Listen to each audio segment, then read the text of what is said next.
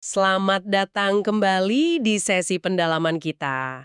Hari ini kita bakal nyelami topik yang menarik banget nih dari materi yang Anda bagikan. Cara berpikir ala sejarawan. Hmm, Tapi bukan cuma itu, kita juga akan coba bongkar gimana perspektif sejarah kalau kita nggak hati-hati ya, justru bisa jadi semacam apa ya, penjara mental gitu yang membatasi kita. betul-betul. Sumber kita kali ini, bab 5, Berpikir Seperti Sejarawan, dari buku Loser Think, karya Scott Adams. Nah, misi kita bareng-bareng nih, pengennya mengidentifikasi jebakan pemikiran yang terkait sama cara kita mandang sejarah, Oke, dan gimana kita bisa menghindarinya, biar lebih jernih gitu ya, menavigasi masa kini sama merancang masa depan. Siap buat bongkar ini? siap dong. Kita akan kupas nih argumen dari sumber ini soal gimana narasi sejarah yang sering kita dapat itu mungkin nggak seobjektif yang kita kira.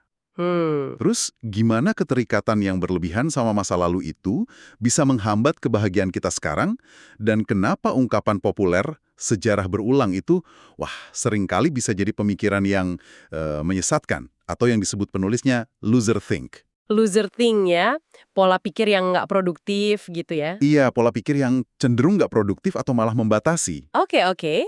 Mari kita mulai dari gagasan yang cukup menantang nih. Bahwa sejarah yang diajarin di sekolah mungkin nggak sepenuhnya akurat atau objektif. Ini kayaknya bisa bikin rame nih. Sumber ini emang berargumen gitu. Penulis bilang kalau sejarah yang diajarkan itu seringnya versi yang udah disaring, gitu.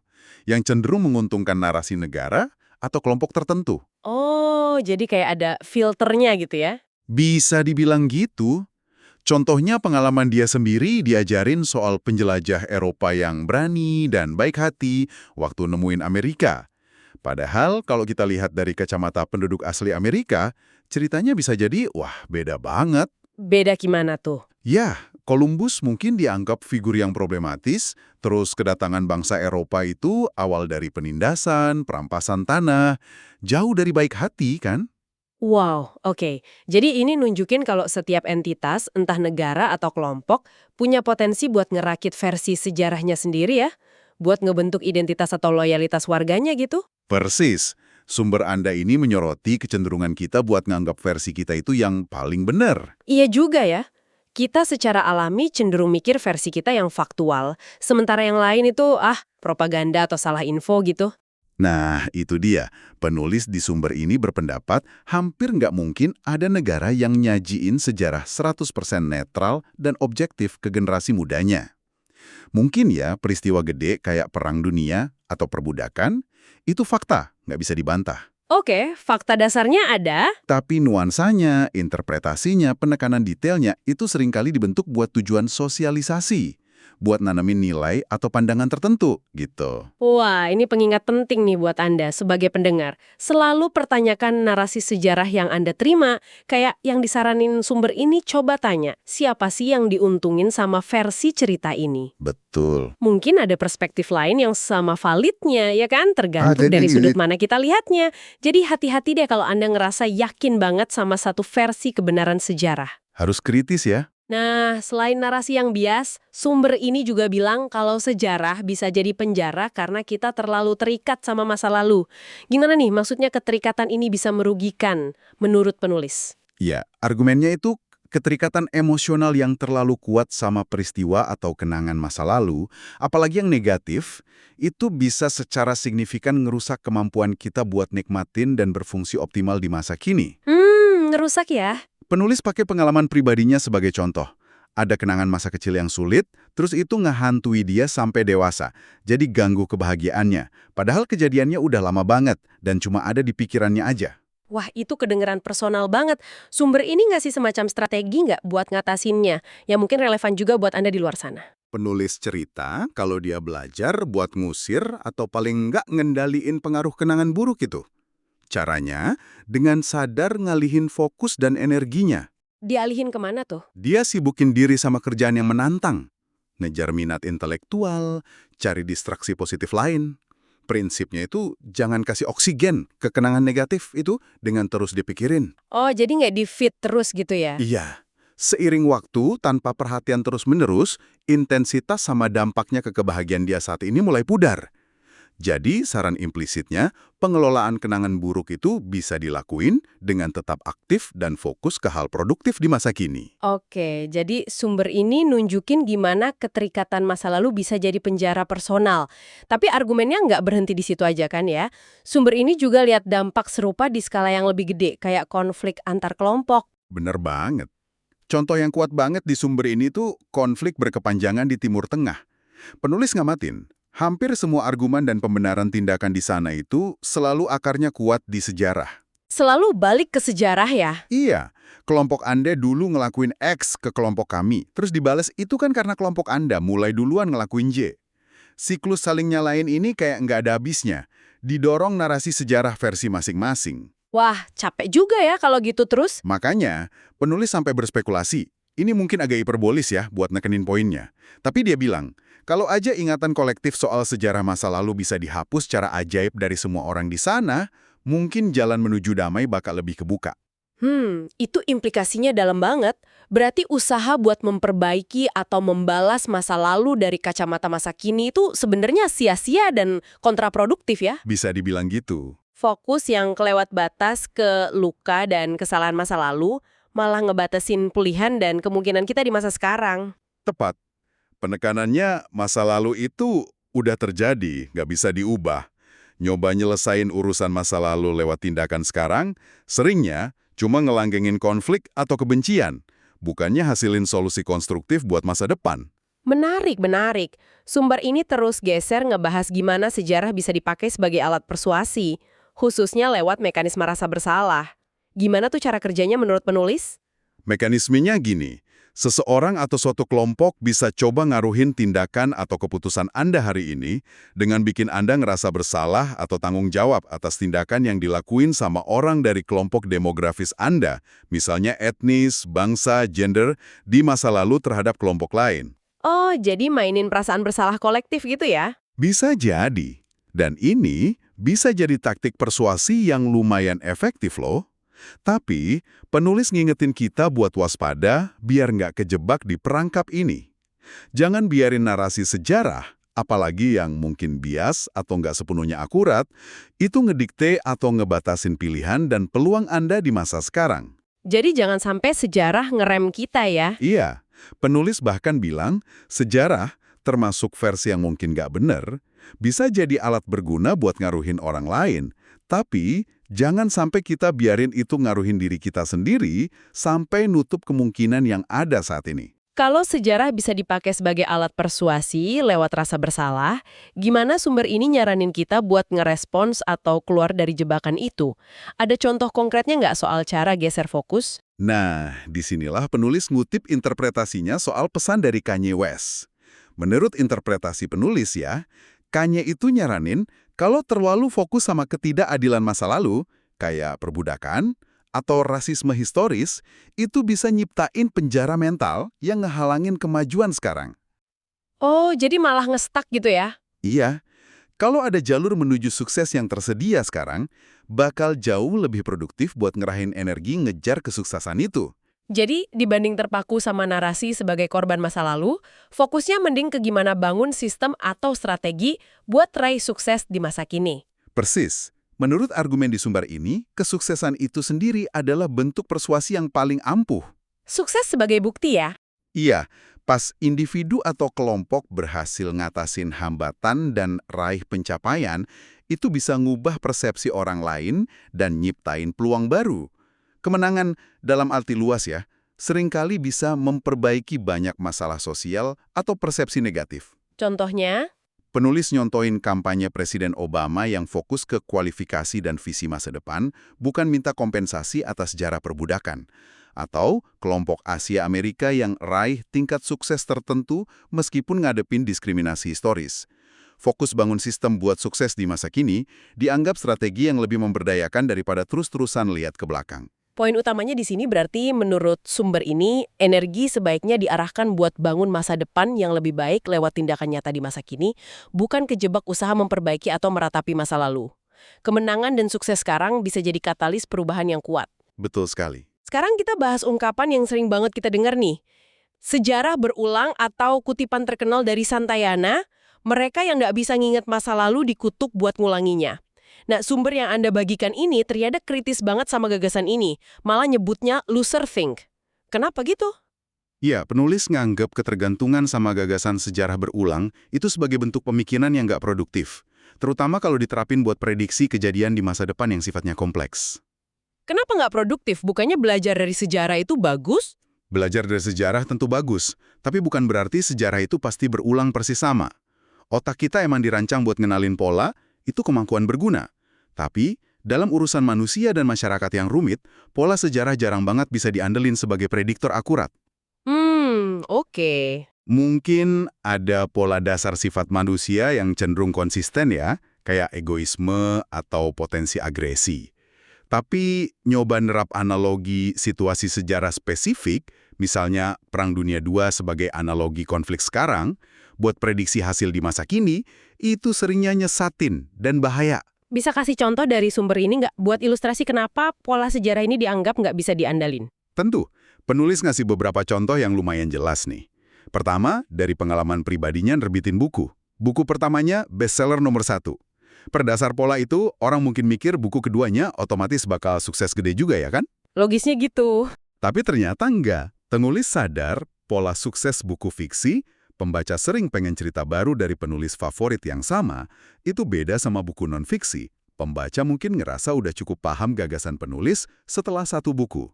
Intinya, ada banyak pola sejarah yang mungkin relevan dan kita sering nggak tahu pola mana yang dominan atau paling relevan buat situasi spesifik. Oke, jadi ada potensi konflik antar pola sejarah dan kita susah nentuin mana yang bakal berlaku. Apalagi contohnya? Kedua, contoh hipotetis soal orang yang udah cerai 2 kali terus mau nikah ketiga kalinya. Apakah sejarah perceraiannya prediksi kegagalan lagi? Atau ada pola statistik lain yang nunjukin pernikahan ketiga cenderung lebih stabil karena orang belajar dari pengalaman? Atau malah ada faktor lain ya? Nah, itu dia. Atau mungkin ada variabel tersembunyi yang jauh lebih penting. Misalnya, salah satu pasangan punya masalah kecanduan yang belum beres. Pola mana yang bisa kita andalin buat prediksi? Susah ditentuin. Gimana sama dunia finansial? Misalnya pasar saham. Bukannya analisis data historis penting banget di sana? Ketiga, pasar saham. Sumber ini ngakuin ada banyak pola historis yang bisa dianalisis. Kinerja manajemen perusahaan di masa lalu, sejarah persaingan harga di industri tertentu, pola inovasi nggak terduga, tren pasar umum.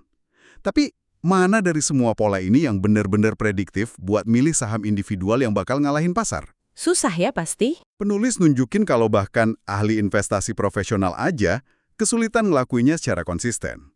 Makanya, reksadana indeks yang cuma ngikutin kinerja pasar keseluruhan seringkali ngasih hasil lebih baik jangka panjang dibanding portofolio saham pilihan aktif para ahli.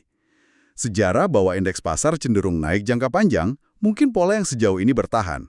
Tapi pakai sejarah buat prediksi saham spesifik jauh lebih rumit dan kurang bisa diandalin. Ini menarik. Ada contoh lain dari ranah politik atau ekonomi nggak? Ada 2 lagi yang disebutin.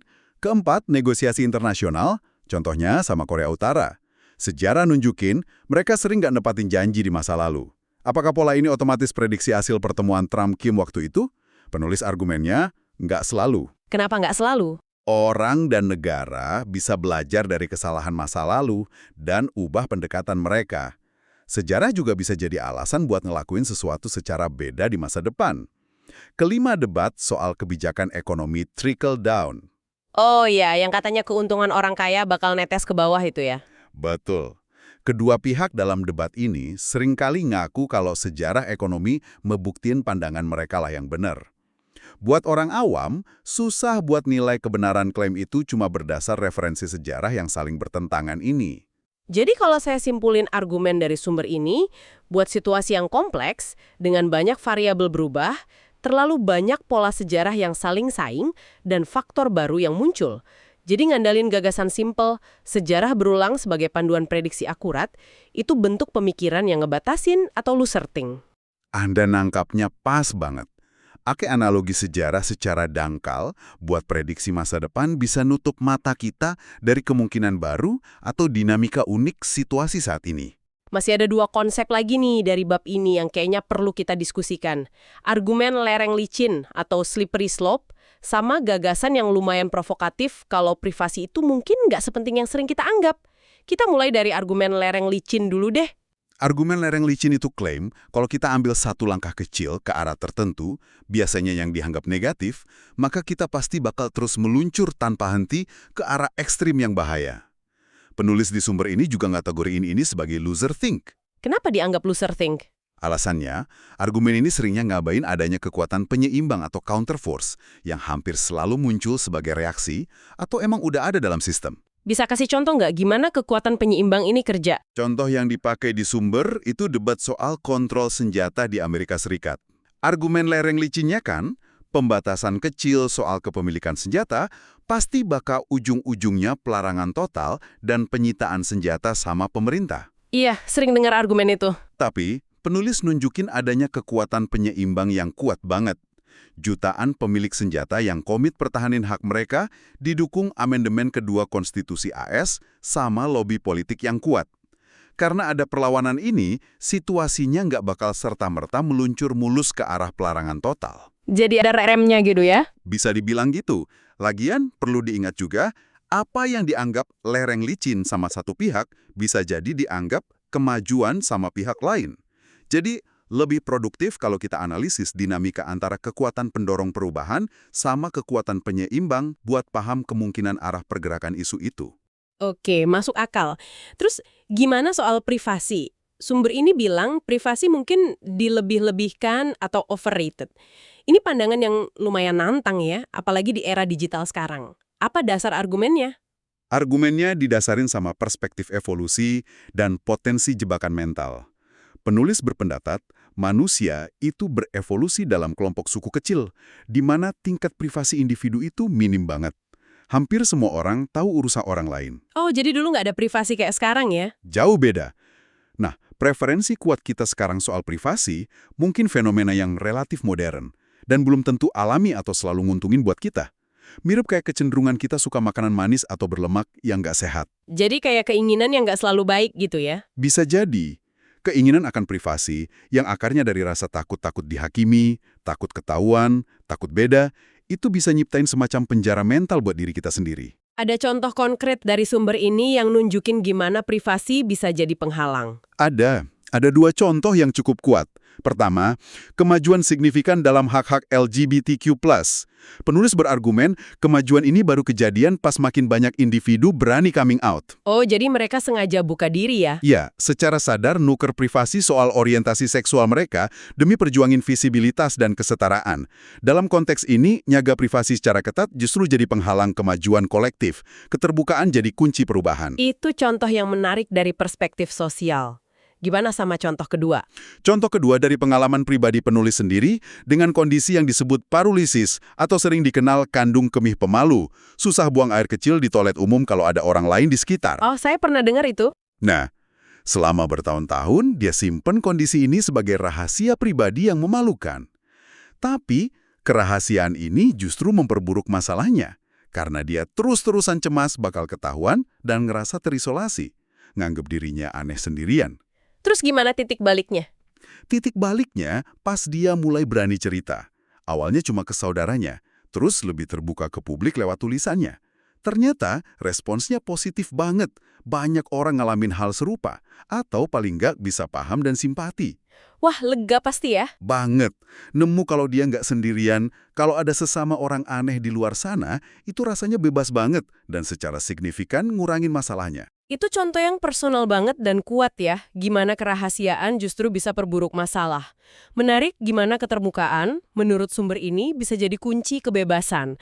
Jadi, inti argumennya, privasi itu nggak otomatis selalu baik, dan keinginan naluriah kita buat selalu pengen lebih banyak privasi bisa jadi kontraproduktif. Betul. Keinginan refleksif kita buat ngelindungin privasi nggak selalu sejalan sama apa yang terbaik buat diri kita sendiri atau masyarakat keseluruhan. Penulis bahkan melangkah lebih jauh dengan berspekulasi. Bayangin kalau data kesehatan kita tentu aja dianonimkan buat lindungi identitas ya. Data soal gaya hidup, rekam medis, bahkan DNA bisa dibagikan luas buat riset medis. Potensi kemajuan layanan kesehatan dan penurunan biaya bisa jadi gede banget. Wah, iya juga ya potensinya. Jadi, pola pikir otomatis kalau lebih banyak privasi selalu lebih baik, itu dianggap sebagai loser think. Terkadang menurut argumen ini, privasi justru bisa jadi penghalang buat nemuin solusi atau kemajuan penting. Baiklah, setelah diskusi kita yang lumayan dalam nih berdasar sumber yang Anda bagikan ini, kayaknya ada beberapa jebakan berpikir terkait sejarah yang perlu kita waspadai ya. Pertama, nerima gitu aja narasi sejarah tunggal tanpa kritis. Kedua, ngebiarin diri terikat secara emosional sama kenangan atau dendam masa lalu sampai ngerusak masa kini. Ketiga, salah kaprah menganggap sejarah pasti berulang sebagai alat prediksi akurat buat masa depan yang kompleks. Betul. Keempat, gampang kejebak argumen lereng licin tanpa mikirin adanya kekuatan penyeimbang. Dan kelima, muja privasi secara berlebihan tanpa lihat potensi kerugian atau kapan keterbukaan justru lebih bermanfaat. Anda rangkumnya bagus banget. Semua pola pikir ini, menurut sumber kita, berpotensi jadi dinding nggak kelihatan yang ngebatasin cara kita mikir dan bertindak. Oke. Nah, sebagai pemikiran penutup nih buat Anda renungkan, coba pertimbangan ini. Gimana kalau Anda luangin waktu buat evaluasi secara kritis hubungan pribadi Anda sama sejarah? Hubungan pribadi dengan sejarah. Iya, narasi sejarah mana sih yang Anda pegang erat? Kenangan masa lalu mana yang masih Anda simpan kuat? Pola masa lalu mana yang Anda yakini pasti bakal keulang? Mungkinkah evaluasi kritis ini justru bisa buka jalan ke pengambilan keputusan yang lebih jernih, lebih fleksibel, dan lebih baik hari ini? Bisa jadi ada sejarah pribadi atau sejarah kelompok yang tanpa Anda sadari lagi ngebatasin pilihan dan potensi Anda saat ini. Wah, itu pertanyaan reflektif yang kuat banget dan relevan buat kita semua. Terima kasih udah nyimak sesi pendalaman kita kali ini. Sampai jumpa di kesempatan berikutnya.